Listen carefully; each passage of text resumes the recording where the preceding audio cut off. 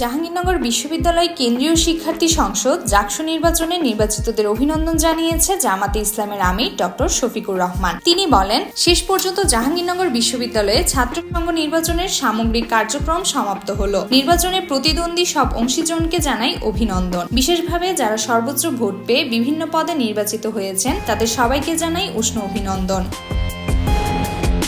শনিবার 13 সেপ্টেম্বর রাতে জাকসু নির্বাচনের ফলাফল ঘোষণার পর তিনি নিজের ভেরিফাইড ফেসবুক পেজে কথা জানান। তিনি ফেসবুক স্ট্যাটাসে বলেন, আলহামদুলিল্লাহ, আল্লাহ অতি মহান। আজ তাদের উপর যে গুরুদায়িত্ব অর্পিত হলো, এই দায়িত্বের কথা স্মরণ রেখে আমরা আশা করব ছাত্র সমাজের অর্পিত আমানত রক্ষায় তারা সর্বোচ্চ গুরুত্ব দেবেন। এই কাজে মহান আল্লাহ তাদেরকে সহায়তা করুন। সামগ্রিক নির্বাচনী প্রক্রিয়ায় বিশ্ববিদ্যালয় প্রশাসন, নির্বাচন কমিশন এবং নির্বাচন পরিচালনায় সংশ্লিষ্ট সবাইকে জানাই ধন্যবাদ। সরকার, আইন শৃঙ্খলা রক্ষায় নিয়োজিত বাহিনী এবং সাংবাদিক বন্ধুগণ তাদের দায়িত্ব পালনে যে আন্তরিকতা ও নিষ্ঠার পরিচয় দিয়েছেন, এজন্য তাদেরকেও জানাই ধন্যবাদ।